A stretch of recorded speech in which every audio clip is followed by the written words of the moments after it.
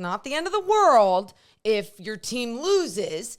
You can celebrate either team winning. Like, even in that last situation, I was like, here comes a Steph dagger. Here it comes. I mean, it felt like a classic, here we go again. Yes.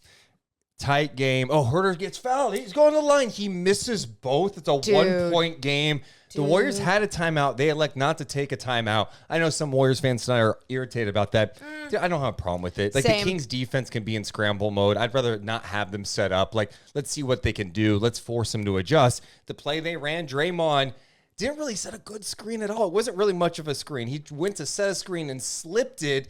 You wonder if he'd actually set a screen for on De'Aaron Fox. Does that kind of blow things up for Sacramento? But I thought Huerter and Fox did a great job defensively on that final possession.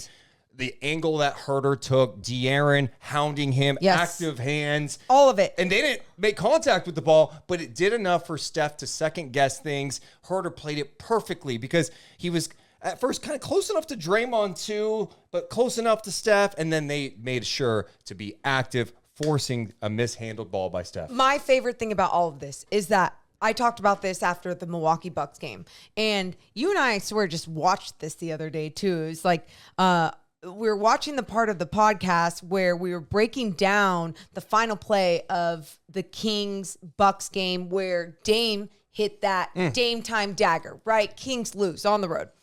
And I said this to you, and I said, he won't do that again this season. De'Aaron won't do that again this season. Like, he will learn from that mistake because he never wants to feel that way again. And he's a smart enough, mature enough player to learn from his mistakes. And tonight, you felt it. You felt it with that pressure he was putting on. Now, I thought it was interesting, too, because I was waiting for TNT to actually like break down this game, and they're like, oh, we're not going to break it down unless it's the Warriors winning. So they gave it a little bit of love, a few highlights. There's my shit talking for a second, but then Shaq goes, that wasn't good, D. That was just Steph dribbling off his foot. Absolutely, it was Steph dribbling it off his leg because of the effing pressure, because of the defense, because you had two bodies coming up. I mean, and even, yes, Draymond could have set a much better screen. There could have been something much better that happened. You could have told, oh, hey, Steph should have gotten rid of that ball quicker. Absolutely. But the pressure in taking away that vision in the active hands is what ultimately screwed with Steph Curry, which doesn't happen often, so give it the love it deserves.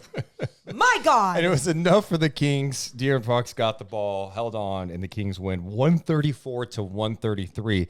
So there's so much to go over with this game. I think, obviously, the headline has to be Harrison Barnes.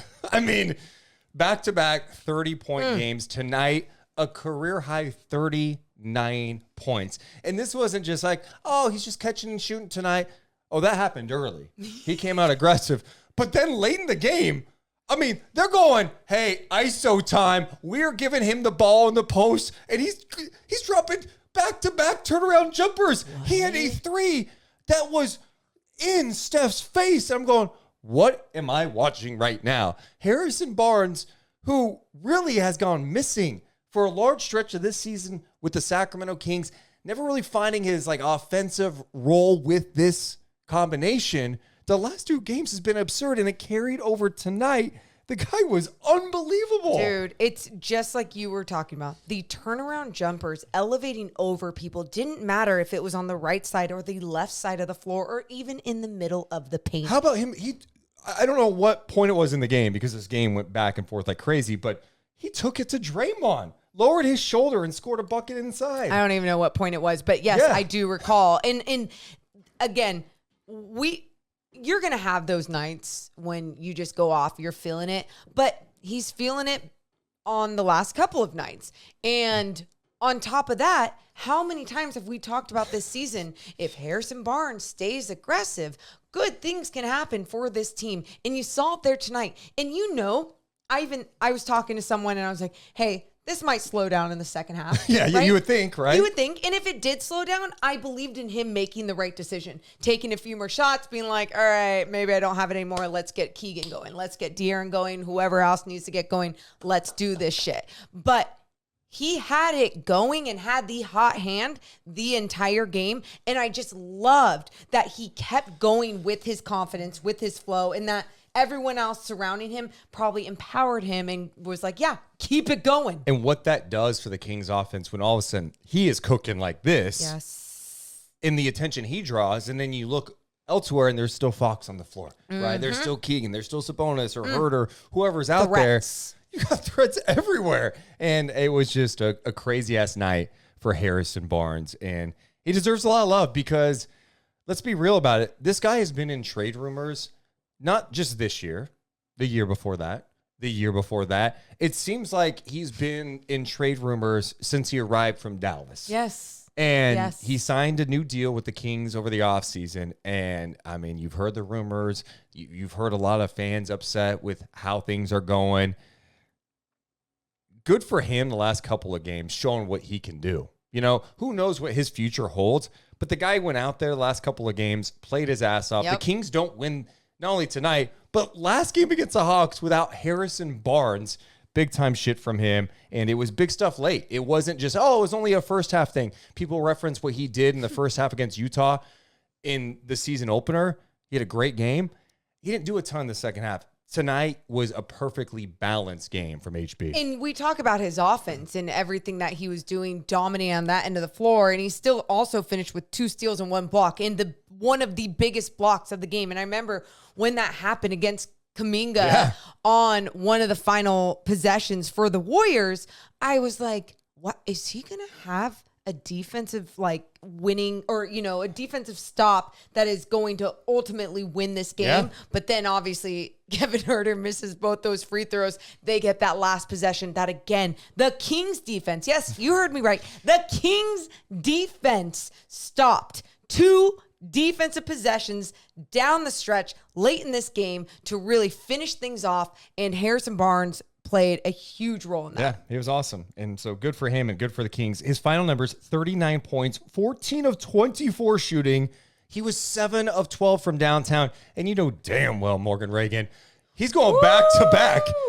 I think this might be the first time ever this year, back to back, same guy. Well, Sabonis probably got it before. Harrison Barnes, our rock and soul player of the game, 39 points, a career high. As I mentioned, the shooting numbers, just crazy. He was also 4 of 4 from the free throw line. He had 4 rebounds, 2 steals, and that block on Kuminga late. Rock and soul player of the game. Got to go check out Rock and Soul Diner. They are just 6 blocks from Golden One Center. How about eating an Eggs Benedict at 7 o'clock at night? Breakfast all day, baby. Duh. And they have lunch, dinner, drink specials. Just go in there and say, hey, I heard about you at the Deuce and Mo podcast. You're going to get something out of that. You're welcome. Appreciate their support of the pod. Yeah, Harrison was just fantastic. And it was good to see him that aggressive. I mean, he took 24 shots. Yeah. The next closest was Fox at 16. He took 24 shots tonight. Loved how aggressive he was being. And because he was so confident and because he did have the hot hand and he just kept letting it go, there was moments I was like, what? Wait, why is he taking this shot? I would have done that for anyone. Yeah, I mean, even Fox hit, I think, the back-to-back threes late in this those were game. big too. And I was like, why is he shooting? Oh, that's why. Shut me up. Shut me up. Thank you. Loved it. There's so many reasons you like a win like this. One, it's a win. Yeah. It's a win. We chalk it up. It's the Golden State Warriors. But for me, it's like the start of a road trip, right? The Kings have had a frustrating stretch of games here. We think about the games at Milwaukee and at Phoenix where you're like, you should have won that game, both those games. And then you lose at home to Indiana. You got a 4-game skid going. It felt bad, right? It felt like, is it slipping here? Fox has not been playing well. So now, all right, a couple days off. Your first game of a 7-game road trip is against these guys, the Warriors. Shit, here we go. But they responded tonight. And I think this win is very significant for this group to try to get back that mojo that they had last year. I feel like this is in one of those games that you go, this was last year's team again. Yep. Where everyone's stepping up. It could be Harrison Barnes one night. How many times last year were we talking about, another Kings player with a 30-point game? Terrence Davis, Kevin Huerter, Harrison Barnes. The list went on last year. Tonight felt like that for the Sacramento Kings. Just everyone kind of stepping up. There's a few teams in this league now that we've seen this Kings squad play over 40 games. And there's a few teams where I'm like, if they beat that team, I'm looking at everything not differently, but I'm looking at what helped them excel and feeling very proud of whatever they did to accomplish that. The Pelicans are another one of those teams where I would feel the same way, who keep beating the Sacramento Kings, and they've one more game against them. But really against the Warriors, we have seen over and over and over again, this Warriors squad really step up. Draymond tries to get in everyone's head. He gets that charge against Domas Sabonis, tries taking another one late. Grant Hill is on the call going, the ref should have called something there. I'm like, no. Because if anything, it's just Draymond throwing his body and Domas being the strong MFer that he is. So like, you got to let these guys get physical, and both these teams get so physical. And sometimes it's frustrating how physical in some plays might be called in one way or another. But I thought that second half was called much better than the first half was. Yeah. There was I don't know if they were looking at things at the half and going, hey, we can't give this touch call to Wiggins and not to De'Aaron, or whatever it may be. Either way, the physicality from both sides were going throughout this entire game. That is fun when guys fight through that. But on top of all of that, it's like we said right in the beginning, Steph Curry finished with 33 points. This is someone who has not had his best 2024, okay? He is shooting 36% from 3 in 2024. Tonight, he was 6 of 14 from beyond the arc and feeling good against the Sacramento Kings, and the Kings still found a way to get the W. It should be noted, too, Curry had 18 points in the first quarter. He had 5 of 7 from downtown in the first quarter. So 5 of 7 from downtown. He was 1 of 7 the rest of the way from beyond the arc. So great adjustments. The biggest adjustment they made. Talk about it. They put Keegan on him. Yes. And look, Steph's still going to get fun. Steph hit some absurd shots tonight. The shot making in general from both teams was just outrageous. And I know on the surface you go, 134, 133, where's the defense? In the first half, I thought there were some definite breakdowns, especially from Sacramento, where Steph got way too free and got some clean looks. Okay. Saric got some clean looks for them early on, where I think he had 14 points in the first half. Yeah, he did. But I felt like I felt like the teams battled in the second half. I'm like, no, this is just absurd shot making. But what the Kings did is they went, you know what, Keegan, you go defend him. It's going to take a lot of energy. You got to run him around. You got to grab him. You got to bump him. You got to contest his shot. You have to have that extra effort. Keegan Murray made life more challenging, no matter who he was defending, but specifically dealing with Steph Curry. And it goes to show you, wake up, NBA. I'm telling you, wake up. And you could be late to the party if you want. But I'm inviting you in year 2 for Keegan Murray. This guy has all defensive team potential, and it was on display again tonight when he's got to chase around Steph Curry. Don't be bored by his defense at times. If it's off ball and you're like, well, he wasn't even anywhere near where the play was happening. Oh, no, because he was stopping the best or slowing down the best player on the team. And at times when he was denying Steph Curry the basketball, and or Steph Curry had the ball and then would get frustrated because Keegan would do a great job of navigating a screen and being able to just fight his way through and keep his body right next to Steph's body. It was just an incredible effort, but we've seen it before from Keegan Murray. That's the other thing about this. This isn't like, he really just picked it up tonight against Steph Curry. No, we've seen this before against other stars in this league, but tonight, I think it made one of the biggest difference, especially because that adjustment helped slow down the biggest piece on the Warriors. And it's a good reason as to why he won the D-Pog tonight, Morgan Reagan. Such a vibe. Congratulations. Defensive player of the game, Keegan Murray. Look at that crown, by the way. Beautiful crown. Shout out Sharif Jewelers, who made that crown, by the way, one of our sponsors. No, I thought he was awesome. And that's why I get so excited about his upside, because he wasn't like loud tonight offensively. He had 14 points. He had 6 rebounds, but his defense was outstanding. 2 blocks, 1 steal, 6 rebounds. A big block late. And a big block late. Oh my God. Are you talking about the one on Steph when he was driving to the basket? And that block was amazing. Again, just the team defense right there. There was recovery. And then on top of all that, you had someone execute and finish off that play and not allowing Steph Curry to get an easy layup, as Steph Curry did get a few too many easy layups in this one. But that one, great job by Keegan to block that one away. Yeah, this sequence, by the way, it's 132, 131. I've said, by the way, 7 times in the last 20 seconds. Note that. It's 132, 131. Steph Curry goes for a layup. Murray blocks it out of bounds. The Kings do fall asleep on the next play, on the out of bounds play, where Draymond found Kuminga on the dunk for the dunk to make it 133-132 with 47.7. Then next possession, De'Aaron Fox misses a great look, mid-range shot. Keegan Murray, that ball is like flying everywhere. Offensive rebound, Keegan Murray. Huerter, a great look for 3, misses it. It ends up the ball landing on Steph, who looked like he was out of bounds, right? That's what they rolled him out of bounds. Steph, I didn't see what happened with Steph. Was like grabbing his face, like he got hit in the face. I thought Wiggins was grabbing his face, and then Steph had caught the ball when his back was out of bounds, which, by the way, if anyone recalls that happening earlier this season when it was on the sideline and Steph was out of bounds, they tried challenging. They said there's no conclusive evidence to say that he's out of bounds. Well, they got him there. So then it's Kings ball with 28.2, right? Mm-hmm.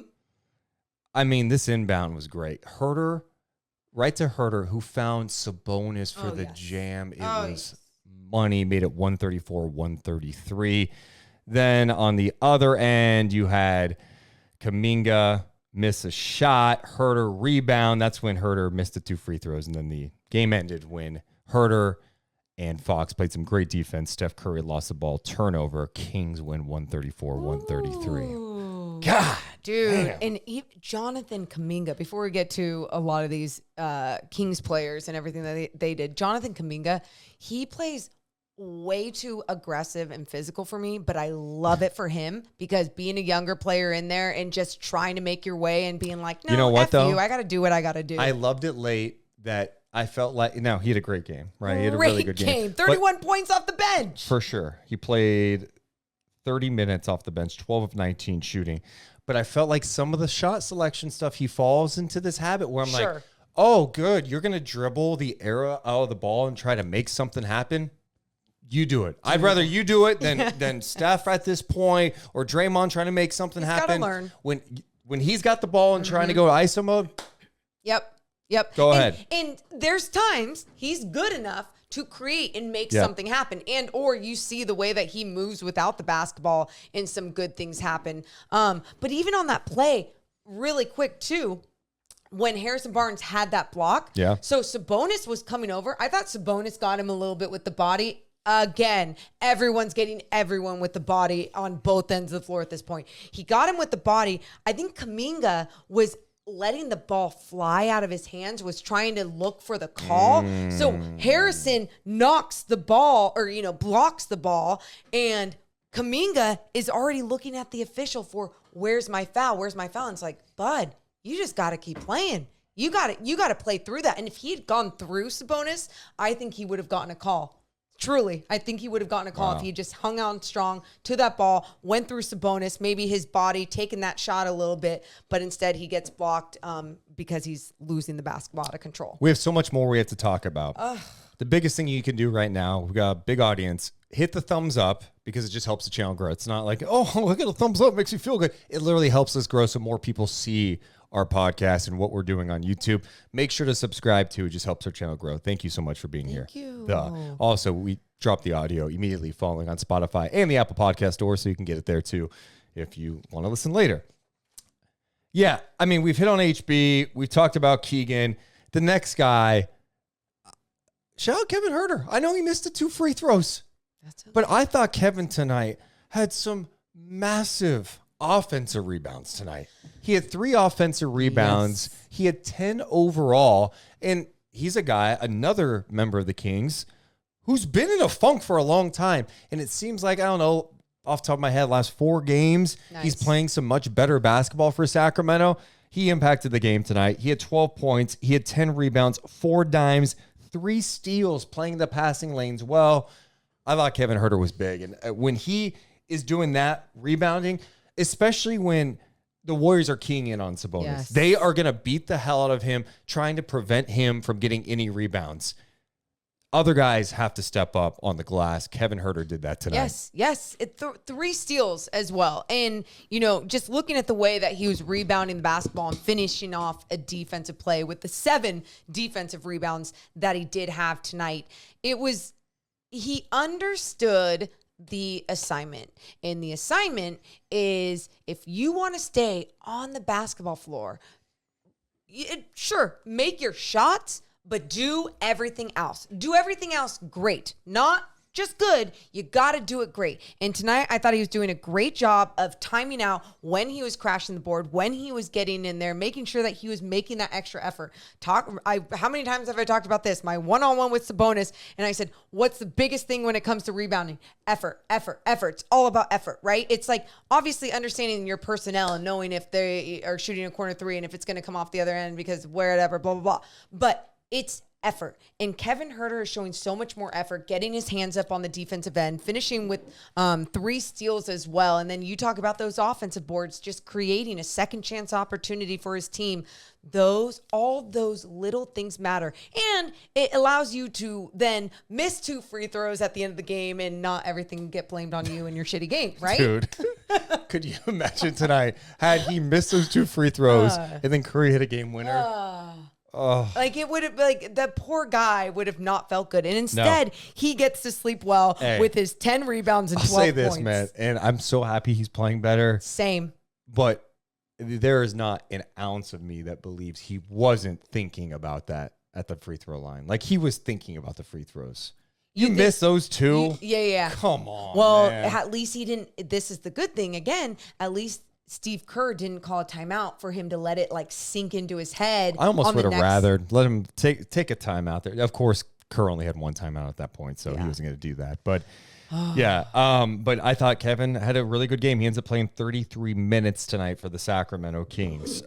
We still haven't talked about Fox or Sabonis. I feel like we're going to run down all the guys pretty much tonight. Where do you want to go next with this game? Before we go to Fox or Sabonis, let's go to Davion Mitchell because way to hit some big threes tonight. And this is another guy that has been in trade talks for how many times now? How many months? The other difference, Harrison Barnes has been playing, right? Yeah. Davion's been out of the rotation. He's getting DNPs. You're like, are we ever going to see this guy play again for the Kings? And the Kings in recent games they're only playing 3 guards. They're playing Fox, Monk, and Huerter. So last game they go with Davion. They end up going with him again tonight. And you're right, the shot making. He hit 3 threes in the first half.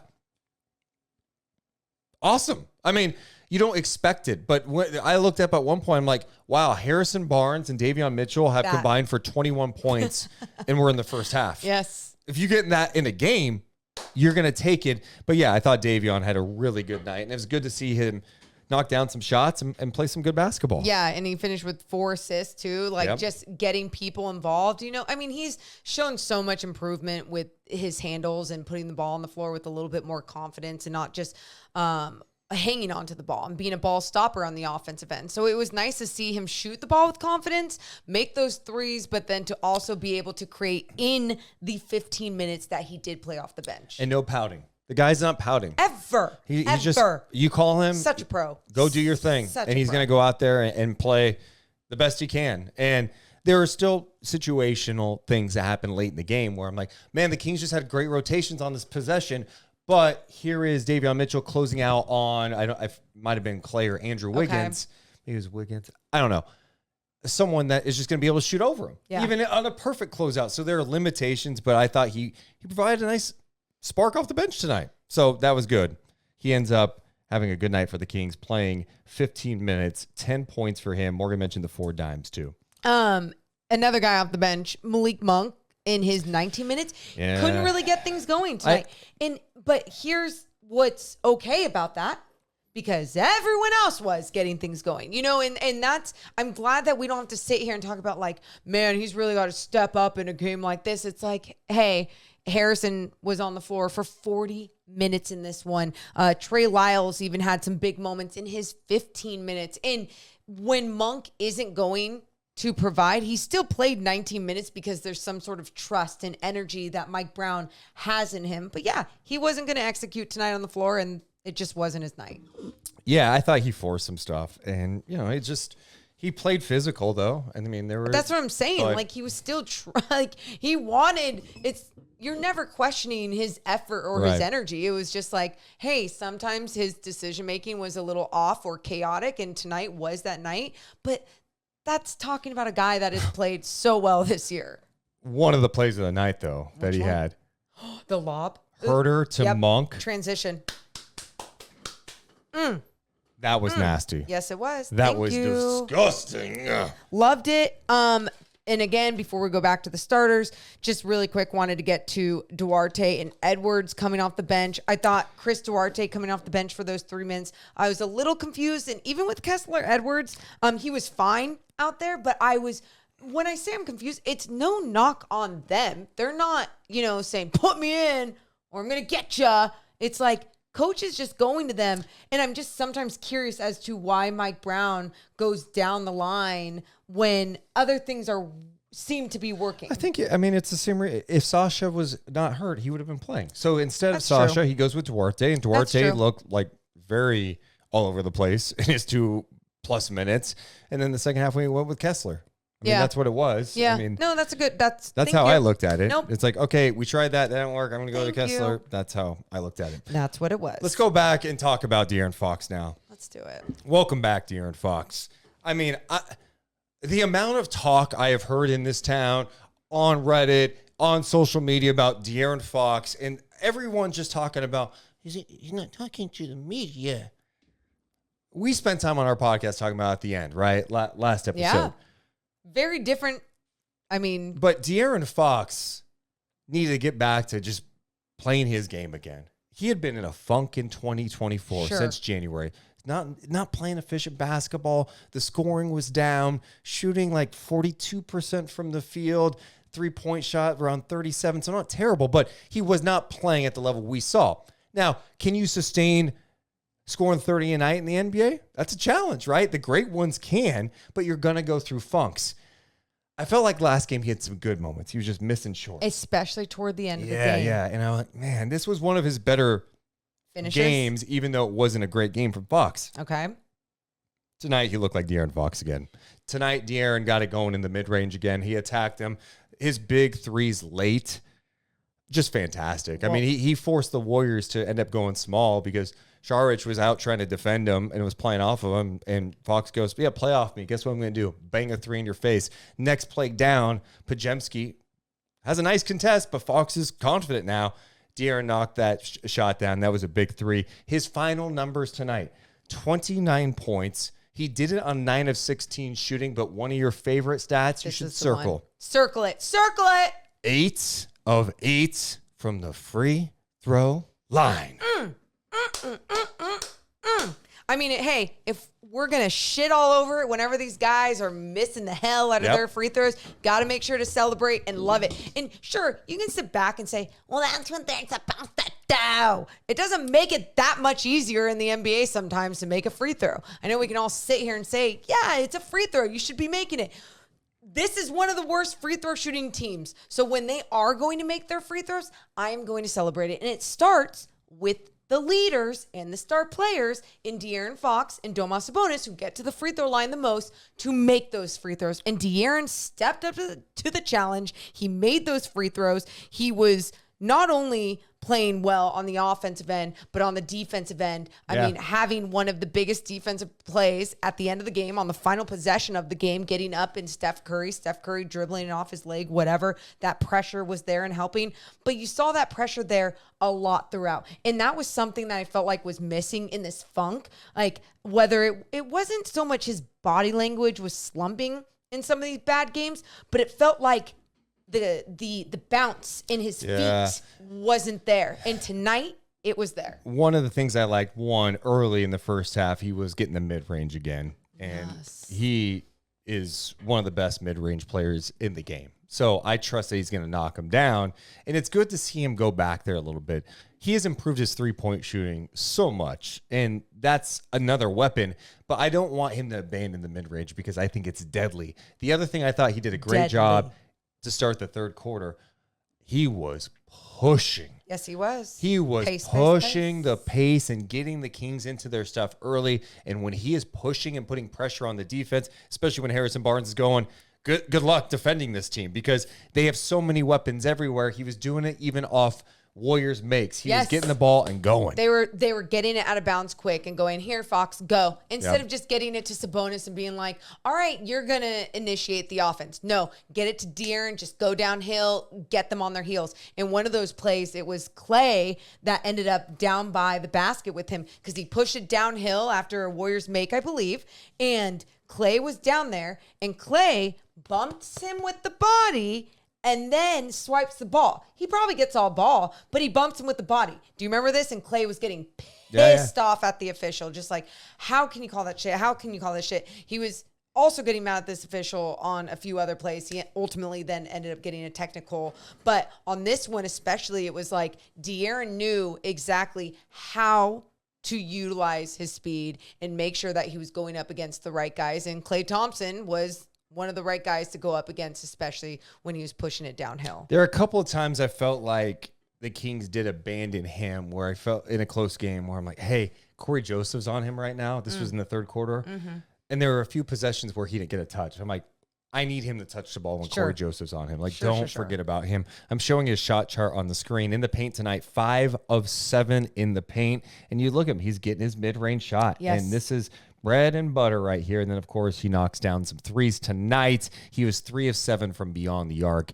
And, of course, 8 of 8 from the free throw line. The perfect mix. I mean, the balance that he had here with being, like, confident with where he was taking his three-point shot, because even when he took 2 of those threes late, I was like, yeah, what? And then he makes it. I'm like, yes. But then really you're right. He is so deadly in that mid-range because he is so quick. He gets someone going all the way back on their heels. You can't stay with him when he pops and gets that little push shot, gets that little floater, or even sometimes it's just a beautiful, nice, fundamental midi. But truly, he cannot go away from that, and it's very difficult to do, but I think he's put himself in such a great position conditioning-wise to do that, to be able to execute at a high level on both ends. And the other thing that should be acknowledged, we are over halfway through the season, right? Okay. He's still shooting 39% from 3. Hey. 39% on 8 attempts per game, over 8 attempts per game. So what took that down, though, was his most of his January games, because in January he's shooting like 35% from 3, right? Just like not having his best 3-point shooting month, being in that slump. But what I love, Deuce, I love doing this to people too, going, hey, Steph's in his slump right now too. Yep. And that's why tonight was going to be the game of, all right, who the hell steps up tonight? And of course they both do, but thank God the Kings came out with a win. Well, that's the other thing I want to bring up tonight. Why I think it's a little significant too, right? I know it's one game. The Warriors aren't as good of a team, okay? This is not the same Warriors from last year. They're just not, okay? This is a team that's had a ton of issues. Chris Paul is still out. Moses Moody is out. GP2's out. So some significant players are still out for them. We know the whole Draymond shit that's gone on this year. It's been a mess. Steph hasn't been playing great basketball. They're not the same team.